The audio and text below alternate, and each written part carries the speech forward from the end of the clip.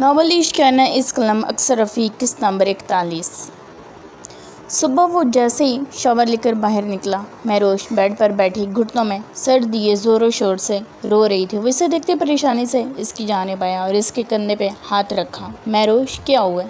چھوڑو مجھے۔ وہ سرخ چہرہ اوپر اٹھاتی، رونے سے اس کی آنکھیں بھی سرخ ہو گئی تھی۔ اس کے ہاتھ چھڑکتی غصے سے اسے دیکھتے بولی، ہوا کیا ہے؟ کہیں درد تو نہیں ہو رہا؟ بتاؤ مجھے۔ وہ اس کی باتوں کو نظر انداز کرتا، پھر سے پریشانی میں سے ڈوبی آواز میں بولا، مجھے گھر جانا ہے، مجھے ماما کے پاس جانا ہے۔ وہ روتی ہوئی بولی، وہ ابھی آ جائیں گے تھوڑی دیر میں، رونا بند کرو۔ وہ نرمی سے اس کے آنسو پوچھتا ہوا بولا، تم نے میرے ساتھ زبردستی کی ہے۔ مہروش ہچکی لیتی اس کی طرف دیکھتی بولی۔ مہروش کی بات پر اسے شدید جھٹکا لگا۔ واٹ؟ وہ اس کے الزام پر حیران ہوتے ایک دم کھڑا ہوا۔ یہ تم کیا کہہ رہی ہو؟ دماغ درست ہے تمہارا؟ رات کو کچھ بھی نہیں کیا میں نے تمہارے ساتھ، کیسے بول سکتی ہو تم مجھے یہ؟ مہروش کی بات سنتے حیران ہوتے بولا۔ وہ اس کے انداز میں غصے کی بھی رمق تھی۔ اس کو غصہ میں آتے دیکھ کر وہ پھٹ پھٹ کر رونے لگی۔ مہروش اسے روتے دیکھ کر شمائم اس کے ہاتھ پکڑتا اب نرمی سے بولا، بتاؤ کیا ہوا ہے؟ درد ہو رہا ہے کہیں؟ کسی چیز کی ضرورت تو نہیں؟ واش روم جانا ہے؟ وہ خود سے اندازہ لگاتا وہ بولا، مجھے گھر جانا ہے۔ وہ اسے دیکھتی بولی، تایا صحیح تائی جان آ جائیں گی اب بھی تھوڑی دیر میں، مل لینا ان سے۔ شمائم اسے دیکھتے بولا، وہ ان کے ساتھ اور میں ان کے ساتھ جاؤں گی۔ وہ ہچکی لیتی بولی، خبردار اگر تم مجھ سے دور گئی یا یہاں سے جانے کی بات کی، برداشت نہیں کروں گا اب میں۔ وہ اس کے بات سنتے وارن کرنے والے انداز میں بولا، مہروش کل جائیں گے، رات رکنا ہوا رک جائیں گے، لیکن میں تمہیں وہاں نہیں چھوڑوں گا اور نہ اکیلے روکنے دوں گا۔ چلو ریڈی ہو جاؤ، ماما آنے والی ہوں گی، اپنی بہو کو ایسے روتے دیکھیں گی تو سارا الزام مجھ پہ آئے گا۔ جب اس کے کپڑے لینے ڈریسنگ روم کی جانب بڑھا اور الماری میں اتنے ہیوی کپڑے تھے جن پر کام لائٹ سا تھا،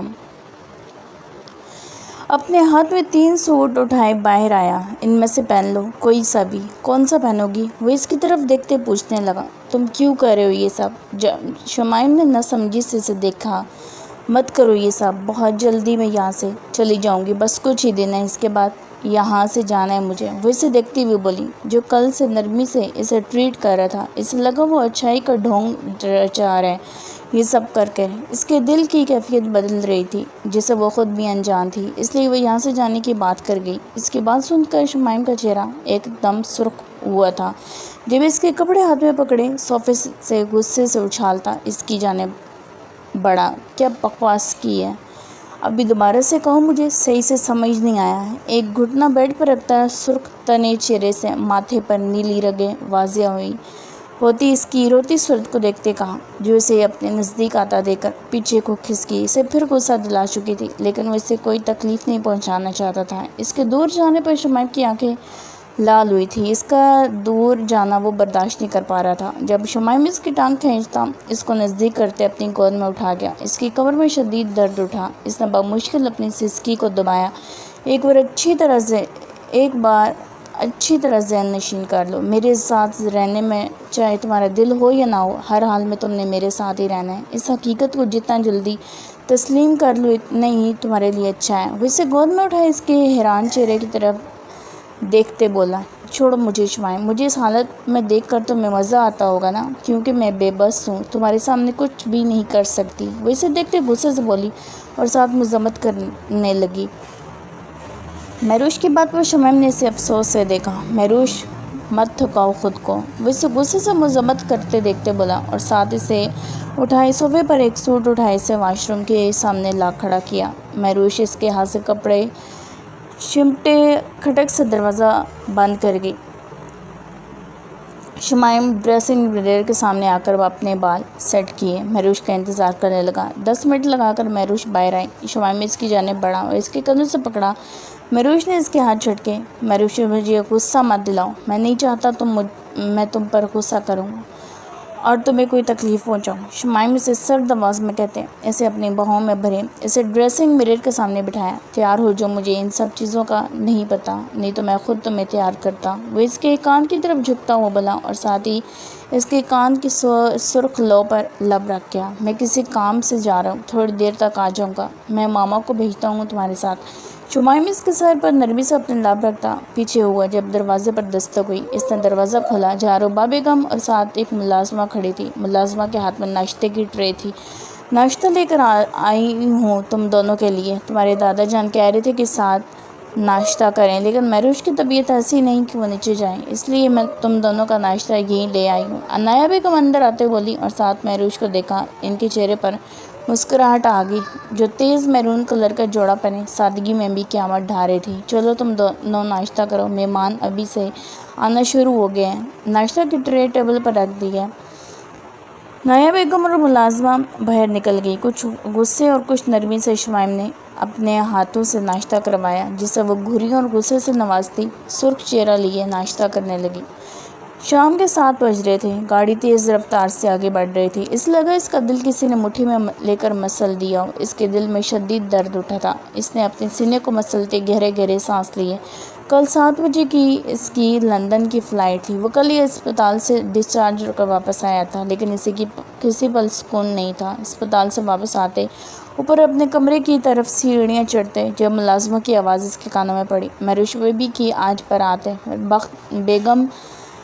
بیگم صاحبہ ان کے گھر سے کارڈ آیا ہے۔ وہ جو اپنے کمرے میں جا رہا تھا، یہ سنتے ہی اس کا وجود پتھر کا ہو گیا۔ مرے مرے قدم اٹھاتا وہ اپنے کمرے کی جانب بڑھا۔ اسے سانس لینے میں دشواری ہوئی۔ پوری رات اور پورا دن وہ جلتے انگاروں پر لوٹتا رہا۔ حامد صاحب عادل کے بابا نے اسے باہر بھیجنے کا فیصلہ کیا۔ وہ یہاں رہتا تو اس کی حالت کبھی بھی ٹھیک نہیں ہوتی۔ فیملی ڈاکٹرز جو اس کا علاج کر رہے تھے، جو حامد صاحب کے دوست بھی تھے، انہوں نے یہی مشورہ دیا کہ اسے اسٹڈی کے لیے باہر بھیج دیں، تبھی وہ ٹھیک ہو سکتے ہیں۔ ماحول چینج ہوگا تو جلدی ٹھیک ہو جائے گا۔ اس لیے حامد صاحب نے اسے اپنے ریسورسز کا استعمال کر کے اس کا ایڈمیشن لندن کی ٹاپ یونیورسٹی میں کروا دیا۔ عادل سے پوچھا تو عادل نے نیم رضامندی دے دی۔ وہ خود بھی یہاں سے دور جانا چاہتا تھا، مہروش سے دور جانا چاہتا تھا۔ کل 10 بجے کی اس کی فلائٹ تھی۔ شام کے ٹائم وہ گھر سے نکلا، زینت بیگم کو یہ کہہ کے کہ وہ اپنے دوستوں سے ملنے جا رہا ہے۔ کمرے کی وحشت اسے کاٹ کھانے کو دوڑ رہی تھی، لیکن بے مقصد وہ سڑک پر گاڑی دوڑا رہا تھا جب اس کا دھیان پھر مہروش کی طرف گیا۔ وہ جتنا اس کو اپنے ذہن سے جھٹکتا وہ اس کی حواسوں پر سوار ہو رہی تھی۔ میرے ساتھی کیوں تیرے طرف تیز ڈرائیو کرتا اپنے بالوں کو دونوں ہاتھوں سے جکڑا، کیوں نہیں میرے ذہن سے نکلتی تم، کیوں؟ وہ اپنے بالوں کو دونوں ہاتھوں کی مٹھیوں سے جکڑے چیخا، ساتھ زور سے ہاتھ اسٹیئرنگ پر مارا۔ اس کے ہاتھ کانپنے لگے، اس کا دل تڑپنے لگا۔ وہ اسے ہسپتال میں ملنے آئی تھی، لیکن اس نے کیا کیا تھا اس کے ساتھ، یہ سوچتے ہی کرب سے آنکھیں بند کر کے کھولی تھی۔ اسے سانس مشکل سے آنے لگی۔ جب گاڑی سائڈ پر جھٹکے سے لگاتا جلدی سے باہر نکلا اور کھلی فضا میں ایک ہاتھ گاڑی پر رکھے اور دوسرا سینے پر رکھے گہرے گہرے سانس لینے لگا اور آنکھوں سے گرم سیال بہنے لگا۔ اس کی حالت غیر ہونے لگی۔ مہروش اس کے لب پھڑپڑائے۔ اسے دیکھنے کے لیے دل مچلنے لگا، پورا وجود کانپ رہا تھا۔ اسے دیکھے ہوئے اسے کافی دن ہو گئے تھے۔ وہ اسے اسپتال میں ملنے آئی تھی، اس کے بعد وہ اسے نہیں ملا تھا۔ جب گاڑی کا دروازہ کھلتے کانپتے ہاتھوں سے اپنا فون اٹھائے آمنہ کا نمبر ڈھونڈنے لگا۔ اس کے ہاتھ سے موبائل گرتے گرتے بچا۔ اس کے ہاتھوں میں اتنی لرزش تھی کہ وہ موبائل بھی صحیح طریقے سے نہیں پکڑ پا رہا تھا۔ اس نے کانپتے ہاتھوں سے موبائل کو مضبوطی سے تھام لیا۔ آمنہ کا نمبر اس کے پاس تھا۔ اکثر گروپ اسائنمنٹس میں ایک دوسرے کے ہیلپ کرتے تھے، جس سے کلاس کے سب اسٹوڈنٹس کے نمبر ایک دوسرے کے پاس تھے۔ آمنہ جو ابھی راستے میں تھی، مہروش اور شمائم عالم شاہ کا ولیمہ اٹینڈ کر کے واپس جا رہی تھی۔ عادل کا نام موبائل کی اسکرین پر جگمگاتا دیکھ کر حیران ہوئی۔ وہ اسے کیوں فون کر رہا تھا وہ سمجھ گئی تھی۔ عادل کی آنکھوں میں مہروش کے لیے پسندیدگی بہت پہلے ہی بھاپ گئی، جس کا اس نے مہروش سے بھی ذکر کیا تھا، لیکن مہروش نے فوراً سنتے انکار کیا کہ ایسا کچھ نہیں، تمہیں کوئی غلط فہمی ہوئی ہے، جس پر وہ چپ کر گئی تھی۔ لیکن عادل کا اس دن کالج میں اجڑا حلیہ دیکھ کر مہروش کو بات کے لیے سائڈ پر لے کر جانا، پھر اسے اگلے دن عادل کا ہسپتال میں ایڈمٹ کا سن کر اسے شک کی گنجائش باقی نہیں رہی تھی۔ اس نے یس کر کے فون کان کے ساتھ لگاتے سلام کیا۔ آمنہ، کیا تم مجھے شمائم عالم شاہ کی حویلی کا ایڈریس دے سکتی ہو؟ اس کے فون اٹھاتے ہی عادل پھولتی سانسوں کے درمیان بولا، تم ٹھیک ہو؟ آمنہ اس کی بات سنتے بولی، ہاں میں ٹھیک ہوں۔ عادل نے کہتے گہرا سانس لیا، پلیز تم مجھے حویلی کا پتہ بتا دو۔ مجھے نہیں پتہ عادل، آمنہ سے صاف انکار کرتے بولی، تم جھوٹ بول رہی ہو، تمہیں پتہ ہے، میں جانتا ہوں، پلیز آمنہ، میں کل لندن جا رہا ہوں، آخری بار، صرف آخری بار اس سے مل کر جانا چاہتا ہوں۔ لیکن آمنہ شش و پانی میں پڑ گئی۔ خدا کے لیے مجھے اس کا نمبر بتا دو، وہ نم آواز میں منت کرتے ہوئے بولا۔ ٹھیک ہے، میں بھیجتی ہوں۔ وہ اس کی نم آواز سنتے بولی، بہت شکریہ، میں تمہارا یہ احسان کبھی نہیں بھولوں گا۔ وہ کہتے فون بند کر گیا اور زینت بیگم کو کال کی کہ وہ انہیں اور پریشان نہیں کرنا چاہتا تھا۔ ماما، میں تھوڑا لیٹ ہو جاؤں گا، دوستوں کے ساتھ ہوں۔ وہ اپنی آواز پر قابو پاتا ہوا بولا، ٹھیک ہے بیٹا، اپنا خیال رکھنا۔ اپنی ماں کو مطمئن کرتا فون بند کر گیا۔ جب موبائل کی بیل بجی، اس نے موبائل اٹھا کر دیکھا، آمنہ کا میسج تھا۔ ڈریس دیکھتے گاڑی شمائم عالم شاہ کی حویلی کے راستے پر ڈال دی۔ شمائم اس کی بھاری بھرکم میکسی اٹھائے کمرے میں داخل ہوا۔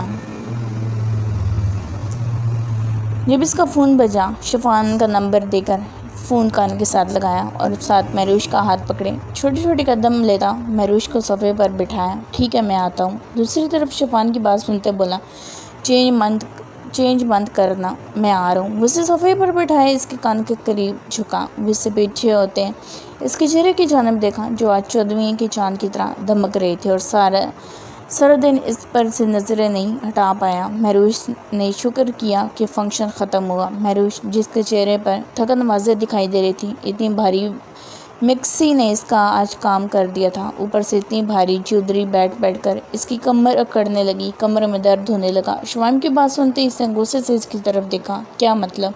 وہ سرخ چہرہ لیے تپے ہوئے انداز میں بولی، مطلب یہ کہ صبح جو تم نے مجھ پر الزام لگایا تھا، سچ کرنے کا ٹائم آ گیا، اور جب تک شمائم عالم شاہ اپنے اوپر لگا الزام سچ ثابت نہ کر دے، تب تک شمائم عالم شاہ کو سکون نہیں آتا۔ شمائم اس کی چہرے کی طرف جھکا جب مہروش پیچھے کو کھسکی، اس کی رنگوں سے سجی آنکھوں میں دیکھتے سنجیدگی سے بولا، کون سے الزام؟ وہ ماتھے پر بل ڈالتے بولی، وہی جو تم نے صبح لگایا۔ میں نے تمہارے ساتھ رات کو زبردستی کیا، اور کہتے ہیں نا کہ اگر کوئی الزام لگائے تو اسے سچ ثابت کر دینا چاہیے۔ وہ شریر پن سے بولا، تم نہائی تھی؟ اس کی بات سنتے سرخ چہرے سے بولی، ٹھرکی ہوں نا۔ وہ اس کی بات فوراً اچک کر بولا، میں تمہیں جان سے مار دوں گی۔ وہ اپنے اوپر جھکے شمائم کی شرٹ کو اپنی مٹھی میں جکڑے اس کی آنکھوں میں دیکھتے کر آئی، آج مر جانے کو بھی تیار ہوں۔ وہ اس کے کندھے پر ہاتھ رکھے اس کے ہاتھ کو نرمی سے اپنے ہاتھ میں لیتا، ان پر لب رکھتے اس کی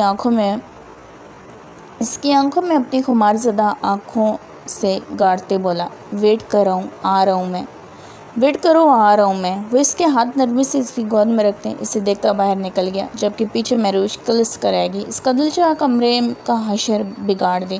کچھ دیر بعد جیسے وہ کمرے میں داخل ہوا، مہروش نہ جانے کیسے ڈریسنگ مرر کے پاس پہنچتے سامنے بیٹھی اپنی جیولری اتارے گمسم سی بیٹھی تھی۔ اسے دیکھتے بغیر اسے متوجہ کیے وہ واش روم کی جانب بڑھا۔ شمائم شاور لیتا اب گلے میں ٹاول لپیٹ کر واش روم سے باہر آیا۔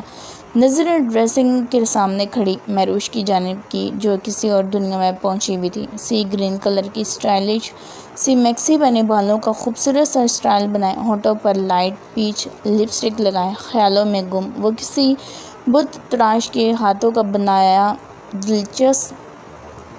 دلکش مجسمہ لگ رہی تھی۔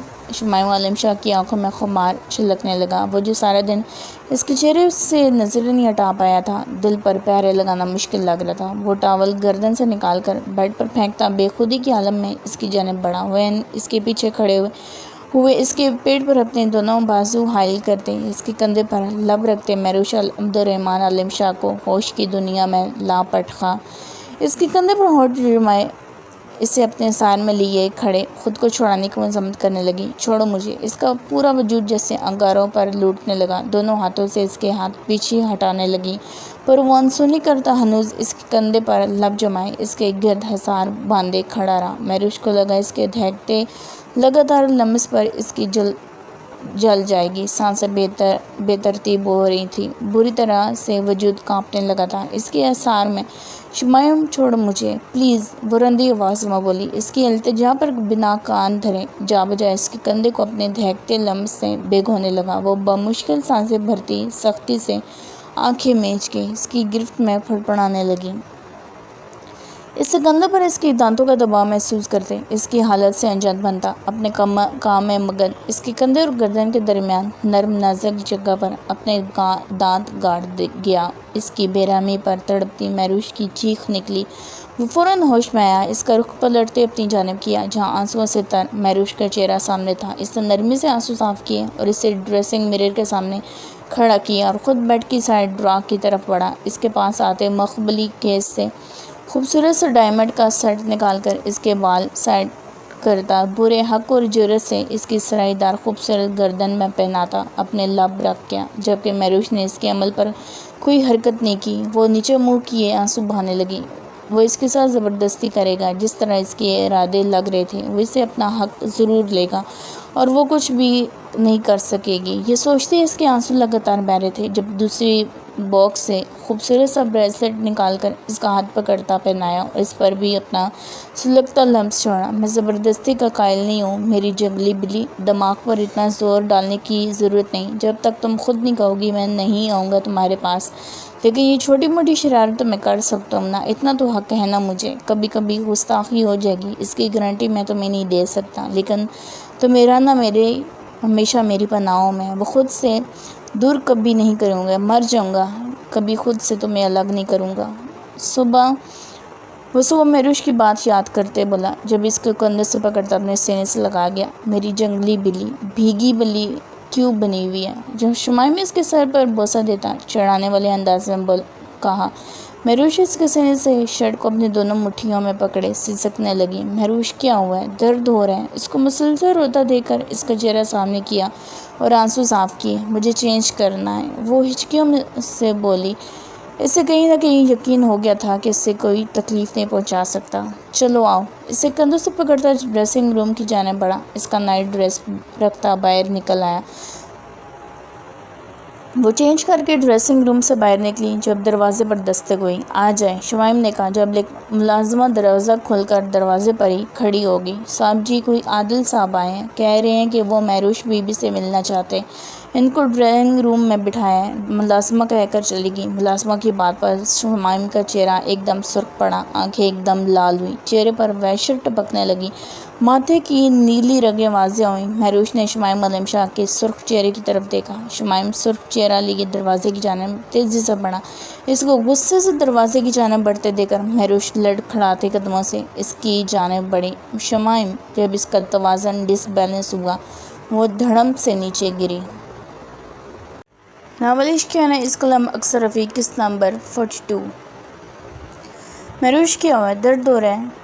اس کو مسلسل روتا دیکھ کر اس کا چہرہ سامنے کیا اور آنسو صاف کیے۔ مجھے چینج کرنا ہے، وہ ہچکیوں میں بولی۔ اسے کہیں نہ کہیں یقین ہو گیا تھا کہ اسے کوئی تکلیف نہیں پہنچا سکتا۔ چلو آؤ، اسے کندھوں سے پکڑتا ڈریسنگ روم کی جانب بڑھا، اس کا نائٹ ڈریس رکھتا باہر نکل آیا۔ وہ چینج کر کے ڈریسنگ روم سے باہر نکلی جب دروازے پر دستک ہوئی۔ آ جائیں، شمائم نے کہا جب ایک ملازمہ دروازہ کھول کر دروازے پر ہی کھڑی ہو گئی۔ صاحب جی، کوئی عادل صاحب آئے ہیں، کہہ رہے ہیں وہ مہروش بی بی سے ملنا چاہتے ہیں، ان کو ڈرائنگ روم میں بٹھائیں، ملازمہ کہہ کر چلی گئی۔ ملازمہ کی بات سن کر شمائم کا چہرہ ایک دم سرخ ہوا، آنکھیں ایک دم لال ہوئیں، چہرے پر وحشت ٹپکنے لگی، ماتھے کی نیلی رگیں واضح ہوئیں۔ مہروش نے شمائم عالم شاہ کے سرخ چہرے کی طرف دیکھا۔ شمائم سرخ چہرہ لیا دروازے کی جانب تیزی سے بڑھا۔ اس کو غصے سے دروازے کی طرف بڑھتے دیکھ کر مہروش لڑکھڑاتے قدموں سے اس کی جانب بڑھی۔ شمائم، جب اس کا توازن ڈس بیلنس ہوا، وہ دھڑم سے نیچے گری۔ اس کے منہ سے دل خراش چیخ نکلی۔ شمائم فوراً پیچھے پلٹتے اس کی جانب آیا، جو ٹانگ پر ہاتھ رکھ کر سسکتے سے نم آنکھوں سے دیکھ رہی تھی۔ تم اسے کچھ نہیں کہو گی شمائم؟ وہ آنکھوں میں آنسو لیے سرخ چہرہ لیے بولی۔ شمائم، جو مشکل سے اپنے غصے پر ضبط کیے تھا، اسے خونخوار نظروں سے دیکھتے اسے اٹھاتے بیڈ پر بٹھایا۔ اس کی آج یہیں قبر بناؤں گا، بنا کفن کے دفن کروں گا اسے۔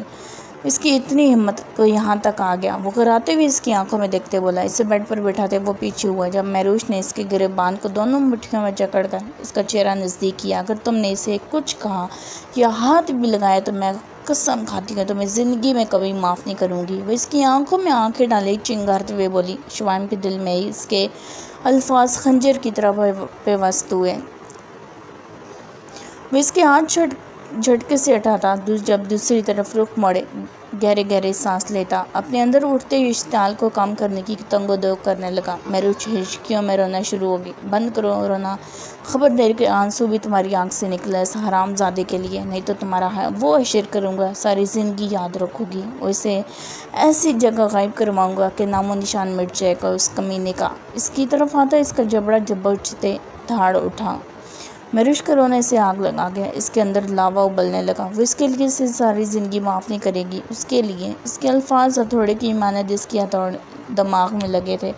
مہروش کے آنسو لگاتار اس کی سرخ آرز پر بہنے لگے۔ اسے اپنا جبڑا ٹوٹتا ہوا محسوس ہوا۔ درد کی شدت سے اس کا چہرہ سرخ پڑ گیا، آنکھیں باہر نکلنے لگی تکلیف سے۔ اس کا چہرہ سرخ پڑتا دیکھ کر شمائم نے جھٹکے سے اس کا جبڑا چھوڑا۔ شمائم کا خطرناک حد تک سرخ پڑتا چہرہ دیکھ کر اسے خوف محسوس ہوا۔ وہ میرا دوست ہے، بچپن کا دوست، بچپن ہم نے ساتھ گزارا ہے۔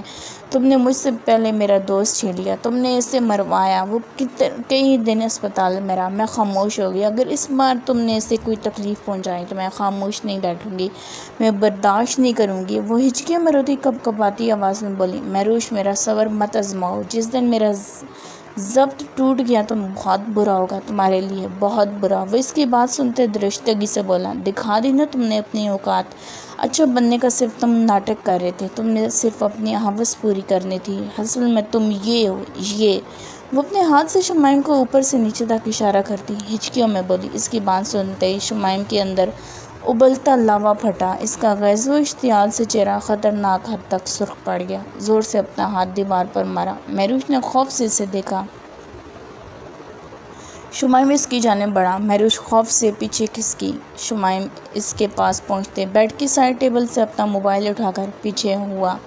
کہاں ہو اس وقت؟ شمائم کی آواز پورے کمرے میں گونجی۔ مہروش نے اسے دیکھا جو رخ موڑے موبائل کان کے ساتھ لگایا ہوا تھا۔ نیچے ڈرائنگ روم میں میرا ایک بہت خاص مہمان آیا ہوا ہے، انتظار کر رہا ہے، اس کی اچھے سے خاطر مدارت کر کے رخصت کرو۔ اس کے لہجے میں چٹانوں کی سختی تھی۔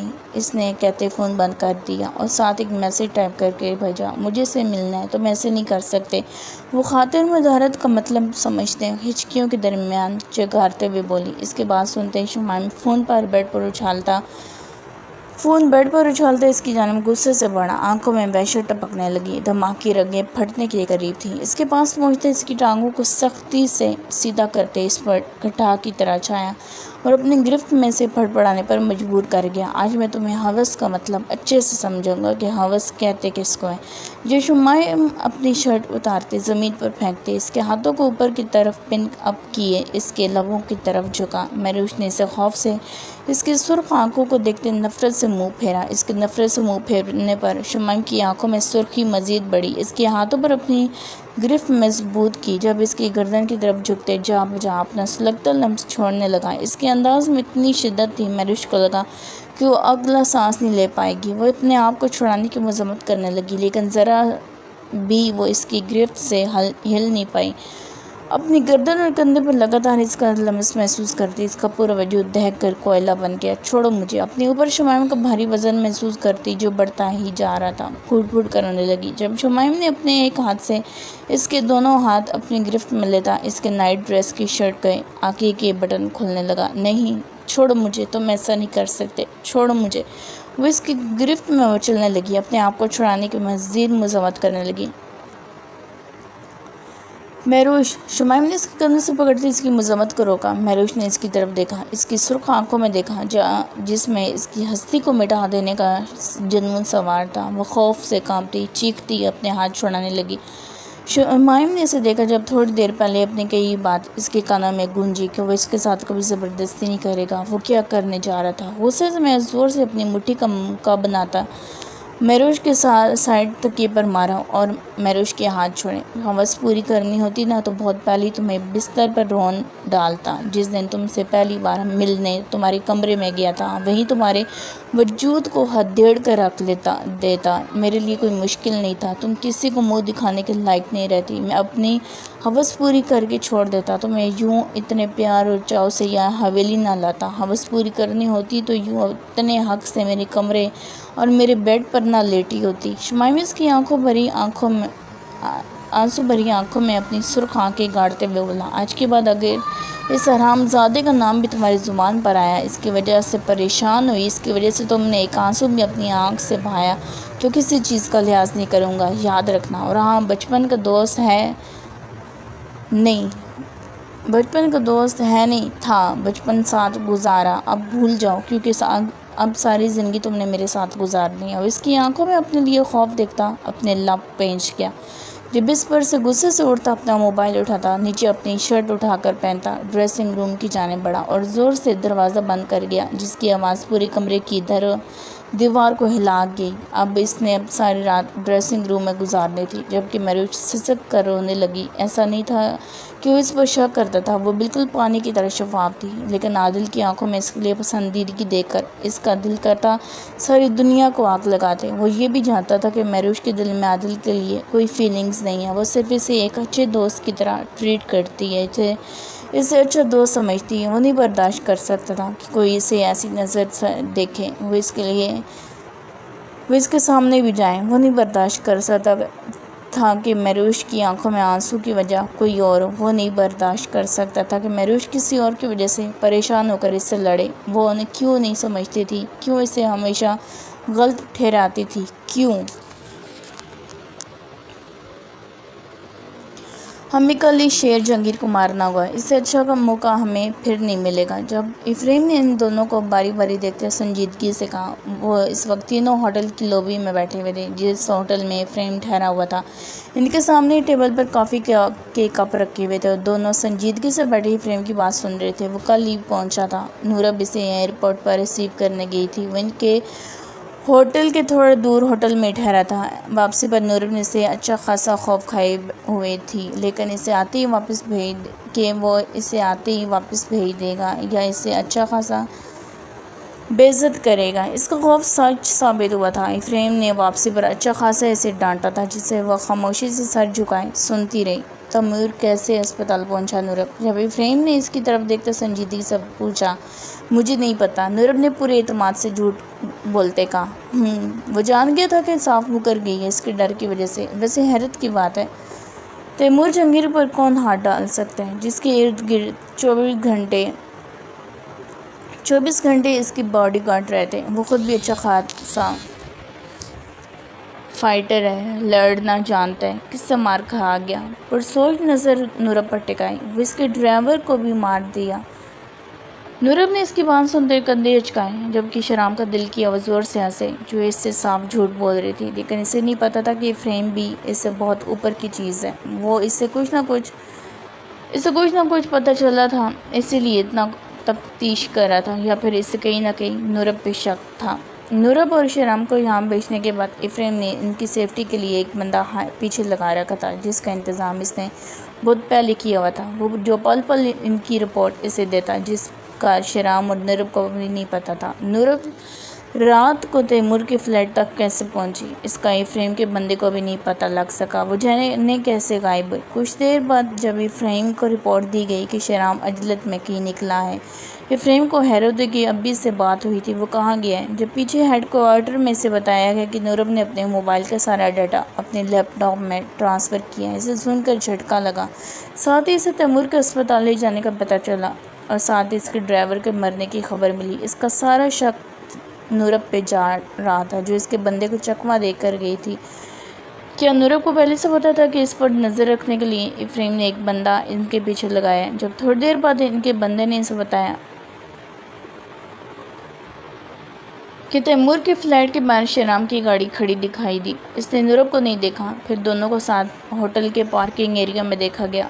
نورب سے بات کرنے کے بعد اس نے شرام سے فون پر پوچھا، لیکن شرام ٹال مٹول کر گیا۔ لیکن اس کے باوجود افریم نے اسے بے عزت کیا تھا کہ نورب کو اس کی ذمہ داری پہ ساتھ بھیجا تھا۔ وہ کیا کر رہے تھے، کیا چھپا رہے تھے، وہ وہیں جا کر اسے پتہ چلنا تھا۔ لیکن ابھی نورب کے صاف انکار پر اسے گھورا، جس پر اس کی گھوری کو کسی خاطر میں نہیں لایا، جبکہ شرام ان دونوں کو خاموشی سے دیکھ رہا تھا۔ اس کے نہ بولنے پر ہی بھلائی سمجھی، اس نے نہ بولنے پر ہی نہ بھلائی سمجھی۔ شیر جہانگیر کو مارنے کا ابھی ایسا کوئی ارادہ نہیں رکھتے تھے، اسے مارنا نہیں چاہتے تھے، انہوں نے پلان کے مطابق ہی چلنا تھا۔ لیکن اس کی بیٹی 6 ماہ بعد یا سال بعد وہ یہاں آتی تھی، تب ہی وہ اپنے اصلی حلیہ میں آتا تھا۔ ہم اتنا انتظار نہیں کر سکتے، یہی موقع ہے، نہیں تو ہم اس کو ماسک میں مار نہیں سکتے کیونکہ پورا اٹلی اس کو جانتا ہے، ہم پکڑے بھی جا سکتے ہیں۔ افریم دوبارہ اس کی طرف دیکھتے ہوئے بولا۔ افریم کو یہاں آئے پتہ چلا کہ شیر جہانگیر کی بیٹی آئی ہوئی ہے، اور کل اٹلی کے مشہور ریسٹورنٹ جو شیر جہانگیر کا ہی ہے، کل دونوں باپ بیٹی نے ڈنر کرنا ہے۔ جب بھی شیر جہانگیر کی بیٹی آتی تو اس ریسٹورنٹ میں ضرور ڈنر یا لنچ کرتے۔ شیر جہانگیر زیادہ سے زیادہ اپنی بیٹی کے ساتھ وقت گزارتا، لیکن آس پاس گارڈز ہوں گے، کیونکہ میں نے سنا ہے جب اس کی بیٹی آتی ہے تو اپنے گارڈز کی تعداد بڑھا دیتا ہے۔ شہرام نے اسے دیکھتے کہا، اور کیا پتہ کل وہاں جتنے بھی ٹیبل پر لوگ ہوں گے وہ سب شیر جہانگیر کے بندے ہوں۔ شہرام نے اسے دیکھتے کہا، کہہ سکتے ہو، تم ایسا کرو وہاں اسی ٹیبل پر جب یہ شیر جہانگیر نے ڈنر کرنا ہے ٹیبل بک کرواؤ، پتہ چل جائے گا۔ لیکن انہوں نے منع کر دیا تو سمجھے سارے اسی کے بندے، اگر نہیں کیا تو کر دیں گے، اس سے پتہ چل جائے گا کہ یہ بھی پتہ چل جائے گا کہ باپ بیٹی کون سے فلور پر ڈنر کرنے آ رہے ہیں۔ ٹھیک ہے۔ شہرام نے ایک نظر نورب پر ڈالتے سر اس بات میں لایا۔ نورب خاموشی سے ان کی باتیں سن رہی تھی۔ وہ باقی کل کی پلاننگ ان کے ساتھ کرتا۔ اٹھ کھڑا ہوا، مجھے کسی سے ملنے جانا ہے، کل ملتے ہیں، وہ کل کوئی گڑبڑ نہیں ہونی چاہیے۔ افراہیم اٹھتا ان سے بولا، بے فکر ہو جاؤ، کوئی گڑبڑ نہیں ہوگی۔ نورب نے اسے دیکھتے کہا، جو بلیک جینز کے اوپر وائٹ شرٹ پہنے، اوپر بلیک جیکٹ پہنے، اس کا دل دھڑکانے کا سبب بن گیا تھا۔ اوکے چلتا ہوں، افراہیم ان سے کہتا وہاں سے نکل گیا۔ جب اپنے اوپر شہرام کی نظریں محسوس ہوئی، نورب نے اسے آئی برو اچکاتے گھورا۔ اس کے انداز پر شہرام کے لبوں پر مسکراہٹ آ گئی۔ نورب کا فون بجا، جہاں سائمہ بیگم کی ویڈیو کال آ رہی تھی۔ نورب کال پک کرتے سائمہ بیگم کو موبائل کی اسکرین پر دیکھا اور سائمہ بیگم سے بات کرنے لگی۔ میں کال سن لوں پھر نکلتے ہیں، جس پر شہرام نے سر اس بات میں ہلاتے اپنے فون میں مگن ہو گیا اور گائے بگائے نورب پر نظر ڈال دیتا، جس کے خوبصورت چہرے پر مسکراہٹ نے بسیرا کیا ہوا تھا۔ اس کو مسکراتے دیکھا شہرام نے نظریں چرائیں۔ سائمہ بیگم اس سے کچھ پوچھ رہی تھی۔ ماما، وہ روان سے ہو کر موبائل اسکرین پر دیکھتے سائمہ بیگم سے بولی، نورب بات کرو میری بچے سے۔ جب سائمہ بیگم کی آواز شہرام کے کانوں میں بھی پڑی، ماما یار میرے ساتھ کوئی بھی نہیں ہے۔ نورب کی بات پر شہرام نے چونکتے سے دیکھا، جو اپنی ماں سے جھوٹ بول رہی تھی۔ وہ بیچاری سی شکل بنائے اب موبائل اسکرین کی طرف متوجہ تھی۔ نورب ماں ہوں تمہاری، میں ابھی میری 2 منٹ پہلے افراہیم سے بات ہوئی ہے خیریت پوچھنے کے لیے، اس نے بتایا تم میجر کے ساتھ ہو۔ چلو بیٹا، شاباش، بات کرو میری، مجھے تھوڑی تسلی ہو جائے گی بیٹا۔ سائمہ بیگم کی بات پر نورب نے دانت پیستے افراہیم کو کوسا، جبکہ شہرام کو اس کی شکل دیکھ کر ہنسی آئی، جسے بمشکل ہی اس نے کنٹرول کیا۔ نورب نے شہرام کو دیکھا، زیادہ بات مت کرنا، صرف 2 منٹ ہیں تمہارے پاس۔ نورب فوراً موبائل اسکرین کے فرنٹ کیمرے پر ہاتھ رکھتی اس کی طرف جھکتے سرگوشی نما آواز میں بولی۔ شہرام نے معصومیت سے سر اس بات میں ہلایا، جبکہ اس کا دل کہکہ لگانے کو کیا۔ نورب نے اس کی طرف موبائل آگے کیا اور اسے دیکھنے لگی۔ اس نے موبائل پکڑ کے سامنے اسکرین پر دیکھا۔ اس کی نظر موبائل اسکرین پر نظر آتے چہرے پر ساخت ہو گئی، جہاں وہی خوبصورت چہرہ، البتہ بڑھتی عمر کے ساتھ آگے کے بال سفید ہو گئے تھے، بھرے گال اب اندر ہو گئے تھے، وہی آنکھیں، وہ اب بھی اتنی خوبصورت تھی جتنی جوانی میں تھی۔ شہرام ان پر نظریں ٹکائے یک ٹک دیکھنے لگا۔ یہ چہرہ کیسے بھول سکتا تھا؟ یہ چہرہ تو بچپن سے اس کے ذہن نشین تھا۔ اسے آج بھی یاد ہے کتنا روتا تھا ان کے لیے، راتوں کو اٹھ کر ان کے کمرے میں جاتا تھا، لیکن انہیں وہاں نہ پا کر ساری رات روتے ہوئے گزار دیتا تھا۔ انہیں نہ دیکھ کر وہ 1 ہفتہ ہسپتال میں ایڈمٹ رہا تھا۔ اس کے باپ اور چاچا نے، جن کے سر پر خون سوار تھا، کہاں نہیں ڈھونڈا تھا۔ 6 مہینے تک انہیں ڈھونڈتے رہے، اپنے بندے جگہ جگہ پھیلا دیے، لیکن ویسے غائب ہوئی جیسے دنیا میں تھی نہیں۔ لیکن آج ایک دم انہیں سامنے دیکھ کر اس کا دل تیز رفتار میں دوڑنے لگا۔ شہرام، ماما تم سے کچھ پوچھ رہی ہیں۔ نورب نے اس کے گمسم سے چہرے کی طرف دیکھتے ماتھے پر بل ڈالتے کہا، جو اسکرین پر نظریں ٹکائے نہ جانے کیا دیکھ رہا تھا۔ شہرام، نورب نے آواز دی۔ ہاں کیا ہوا ہے؟ شہرام نے اس کی آواز پر ہونکوں کی طرح نورب کو دیکھا، پھر موبائل کی اسکرین پر۔ بیٹا کیا ہوا ہے؟ جب سائمہ بیگم کی آواز نے پر انہیں دیکھا، کیسے ہیں آپ؟ شہرام فوراً اپنے جذبات پر کنٹرول پاتے اپنے چہرے کے تاثرات ٹھیک کرتا فوراً بولا، جبکہ نورب پرسوچ نظروں سے اسے دیکھنے لگی۔ میں ٹھیک ہوں بیٹا، آپ ٹھیک ہیں؟ جی آنٹی۔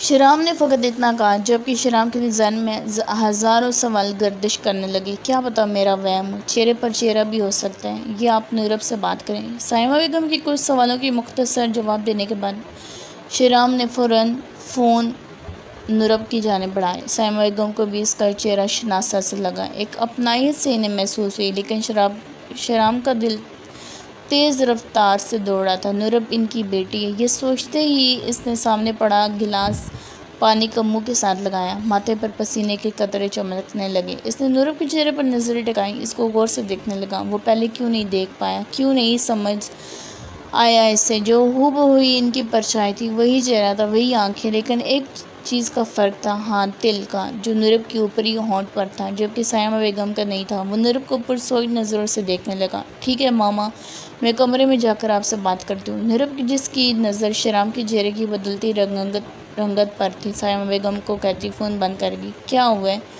تمہیں؟ اور ماما سے بات کرتے ہوئے تمہیں کیا ہوا تھا؟ وہ بار بار پوچھ رہی تھی، تم جواب بھی نہیں دے رہے تھے۔ نورب اس کی طرف متوجہ ہوتی، اس کے چہرے کی طرف دیکھتے بولی، نہیں کچھ نہیں، مجھے اپنی ماما یاد آ گئی تھی۔ شیرام فوراً سنبھلتے بات بناتے بولا، ایک بات پوچھ سکتا ہوں تم سے؟ اگر برا نہ مانو تو۔ تمہیں چودھری پسند نہیں یا کوئی اور وجہ ہے؟ جب ایک دم شیرام نے اسے دیکھتے کہا، تمہیں کس نے کہا یہ؟ نورب نے حیران ہوتے سب پوچھا، بس ایسے ہی خود سے اندازہ لگایا۔ شیرام کی نظر اس کے خوبصورت چہرے پر ٹکی ہوئی تھی۔ ٹھیک اندازہ لگایا تم نے، نفرت ہے مجھے چودھریوں سے۔ نورب کا چہرہ ایک دم سرخ پڑا تھا۔ شیرام کی آنکھوں میں اپنی آنکھیں گاڑتے غصے سے بولی، یقیناً وہ اس کی طرف اشارہ کر رہی تھی۔ شیرام سمجھتا مشکل ہی خود کو سنبھالتا اٹھ کھڑا ہوا، اس کا دل کرچی کرچی ہوا تھا۔ معلوم بھی ہے کہ یہ ممکن نہیں ہے، مگر ایک آس سی رہتی ہے کہ تم میرے ہوگے۔ چلیں، وہ اٹھتے سنجیدگی سے دیکھتے بولا، نہیں مجھے کچھ کام ہے، تم جاؤ۔ وہ بے رخی سے بولی۔ شیرام کی بات سنتے اسے غصہ آ گیا تھا۔ ٹھیک ہے، شیرام وہاں سے نکل گیا۔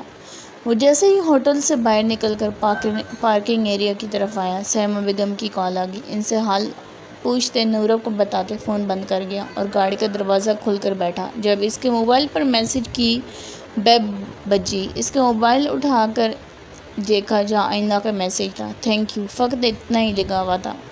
تو آج 2 دن کے بعد یاد آیا میری بیگم کو تھینک یو کہنا۔ افریم دیکھتے کچھ سوچتے، اس کے نمبر پر میسج سینڈ کرتے گاڑی آگے بڑھا گیا۔ صبح جب اٹھی تو خود کو اپنے کمرے میں دیکھتے حیران ہوئی، وہ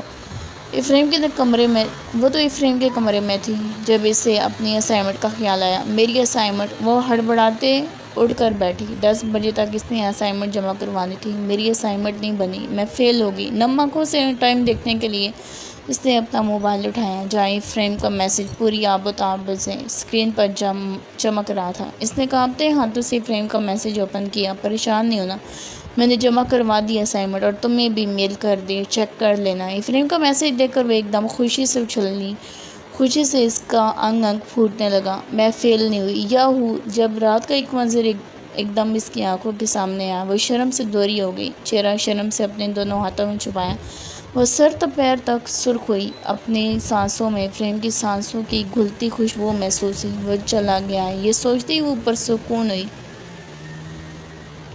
یہاں ہوتا تو اس کے سامنے شرم سے ہی مر جاتی۔ جب بھی افریم کا خیال ذہن کے پردوں پر لہراتا، دل تیز رفتار میں دھڑکنے لگتا، چہرہ ایک دم لال پڑ جاتا۔ کنٹرول، آئینہ کنٹرول۔ وہ اپنے گال پر تھپکی دیتی، خود کو پرسکون کرتی۔ ہائے اللہ، میں نے تو انہیں تھینک یو بھی نہیں بولا، اب کیا کروں؟ ابھی بول دوں۔ جب موبائل اٹھا کر افریم کی پروفائل کھولی اور میسج ٹائپ کرنے لگی، اس نے لکھ کر مٹا دیا۔ سارا دن یہی کرتی رہی، لیکن اپنا میسج ایک بھی